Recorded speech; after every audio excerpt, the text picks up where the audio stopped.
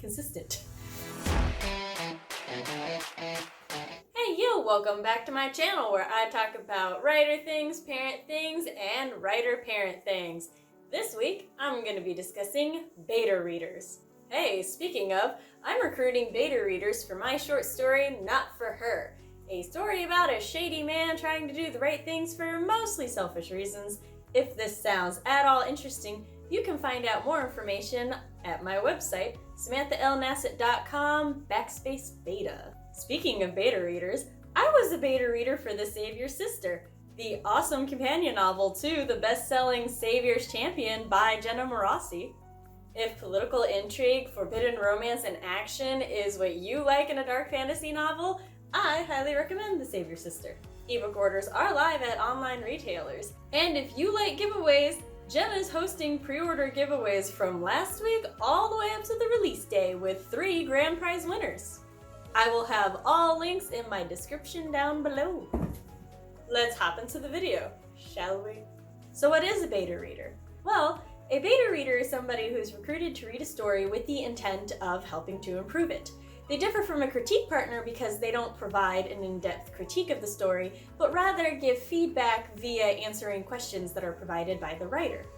Some questions can be generalized and pretty much just reused, changing 1 or 2 words, such as, what are your thoughts on character A, or what are your thoughts on character B, while other questions will be more tailored to the story. For example, a good and useful generalized question is, what do you think of character A? What do you think of character B? A more specific and story-tailored question would be something like, what do you understand character A's motivations for buying the donkey to be? Now, I could have used this question from the beginning just to make sure that I was showcasing character A's motivations properly. Or it could have been added in after several rounds because betas kept telling me that character A's motivations were that they were going to sell the donkey for higher profit, and no, character A just wanted the donkey because they wanted a donkey. Now, to be completely transparent here, I have seen both the advice that beta readers should only be readers and the advice that beta readers can be a mix of readers and writers. I am of the personal opinion, and yes, this is an opinion from my limited experience, that having a mixed bag of writers and readers isn't the worst thing in the world, and writers typically read books differently than readers. So having that insight ahead of time, I have found useful. What I have typically seen everybody agree on, and I also agree on it, is that beta readers should be recruited from your target audience. If somebody who hates paranormal fiction is recruited to read my ghost story and then tells me that they hate supernatural twists because it's such lazy writing, it's not really gonna help me because they don't like it in anything. So how do I know if I did it well or poorly? How do I ask my beta readers questions? I've got 2 ways to do it. 1, interview style. This is when I send them the story, they tell me when they finished it, and then we sit down at the DM of their choice. I ask a question, they give me an answer. I ask a question, they give me an answer. I record all of these answers in a document. Just like an interview. The second way is a questionnaire, in which case I send them the story with the questionnaire and they fill it out at their leisure. Now, it's not really that helpful if I send all of my betas the story at the same time.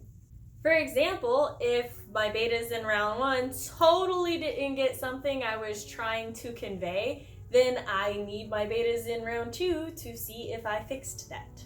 Say I have 9 betas. I send 3 betas round 1. The answers come back that none of the betas understood what the significance of apple pies was.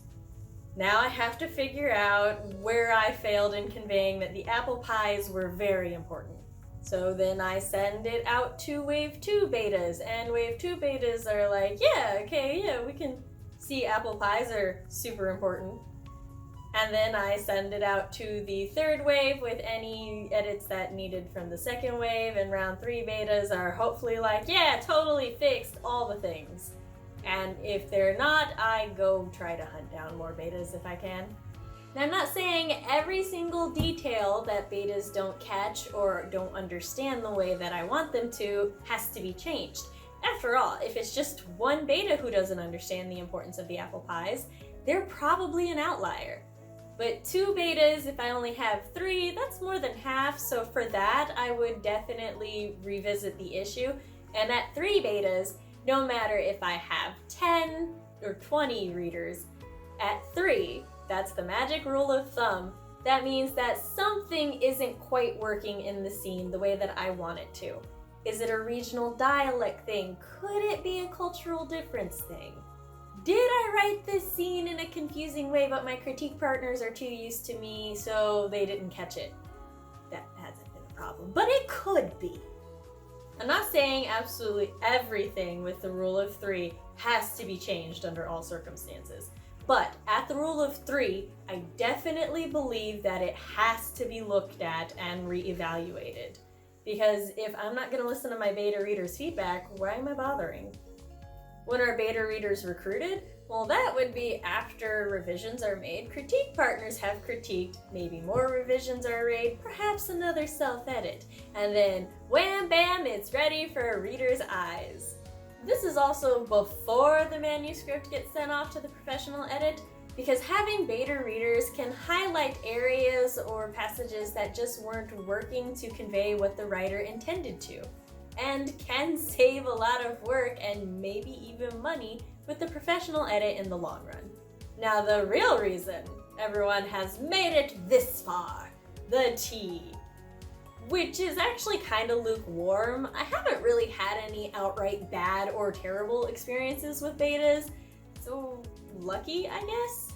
These will be my experiences being the writer on the beta side of the process. I might make another video from the beta side of the process though.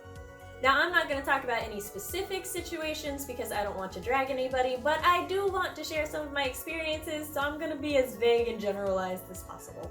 Well, still talking about what I want to talk about. I've had a few fun times with betas, and just to be clear, I'm not talking about anybody who just suddenly disappeared or dropped, because maybe life got busy, or they just didn't like the story and didn't have the heart to tell me. Shit happens. It's whatever. However, there are occasionally beta readers who apparently know my world lore better than I do, or beta readers who tell me how my magic system works and how I'm using it wrong, even though it's my magic system and that's how I wanted it to work. Conversations with these readers are interesting, to say the least. And then there are shippers who are an interesting bunch. They can be either meh or actually pretty fun, which I'll talk about the fun in a little bit. But sometimes shippers can be so die-hard that they immediately start criticizing or hating any character that is perceived to be in the way of their ship, even if that character actually wants nothing to do with their ship romantically, or even if their ship is not canon. Reader interpretations of text can be fascinating. Thankfully, I've had plenty of good experiences with beta readers. Beta readers who pick up all the breadcrumbs or tiny little foreshadowing hints just absolutely fill my writer's soul with pride. I do love it when a beta reader figures out a twist and then they're like, yes, I knew it! And I'm like, yes, you knew it! But then I also love when beta readers don't figure out the twist and they get there and their minds are blown.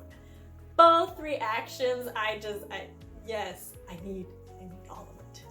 Especially when I'm going about my DA and then suddenly in my DMs I get, how dare you? What the fuck? And I'm like, yes, they got there.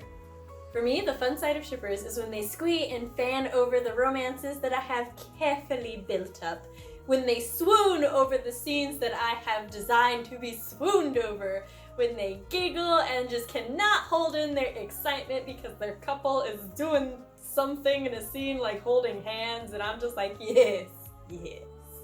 Especially when they start to pick up the little phrases or the mannerisms that are meant to hint at deeper feelings that have currently been revealed, and just, oh, I love shippers. I would have to say my favorite part of the experience is just being able to ask readers questions directly and gauge whether or not I got the reactions from my writing that I wanted to, and being able to fix it if I haven't. I am all about improving my story. Do I recommend beta readers? Fuck yes. How many? Well, unfortunately, I know how difficult it can be to come by beta readers when you're new to writing communities or have a small platform. So at first, I just recommend as many as possible. Now, I have heard that the ideal number of beta readers would be 5 rounds of 10 apiece, and that by round 5, the feedback should be pretty consistent and one should feel ready to move to an editor. However, if by round 3 the feedback is extremely consistent and there's not really anything being pointed out to fix, you can go ahead and move on to an editor early. And that we should expect for a third of beta readers to drop. In my experience, about half to a third of beta readers dropping is pretty normal. Now, little disclaimer that most of my recent experience is only with short stories and flash fiction, but all of my other experience would be with novels from like 8 years ago, and the beta reader process really doesn't seem to have changed that much. What to include in a beta request is pretty important. Make sure there's the title, the genre, the word count, a blurb telling readers about the story, and any potential trigger warnings, as well as an estimated deadline, like I would like this short story read in 2 weeks. Want beta readers but having trouble finding them? Pimp out that request everywhere. Instagram, Facebook, Twitter. There are tags, there are communities, there are whole websites dedicated to it. Hashtag find betas, hashtag beta readers. Just go find them. Put the request everywhere that the request can be put. Also, you recruit from your audience. They're probably your target demographic anyway. Just recruit as many as possible and work with what you got. In the end, don't sweat it. There's still the professional edit to polish everything up. Alright y'all, that's all I have for you this week. I'm still hosting live streams at 7 p.m. Central Standard Time on my channel on Mondays. And on Wednesdays, which is tonight, I'll be on Savvy's channel, Savvy Writes, co-hosting with Savvy and other guests at 9 p.m. Central Standard Time. Remember folks, if you're curious about whether or not I can write, my URL is right here. I have samples of my writing. Also, if you'd like to follow me on social media, you can at Samantha L. Nasset. I have Facebook, Instagram, Twitter, and Tumblr. Also, if you're super curious about my writing, you can apply to beta read Not For Her. The link will be in the description down below. And hey, links for the Save Your Sister pre-order and the pre-order giveaway will also be listed down below. If you liked this video, please give it a like, comment down below, and subscribe to the channel. I make new videos every Wednesday, and I will see you next week. Sam out. Speaking of being... This is... know my world building better than I do. I love them.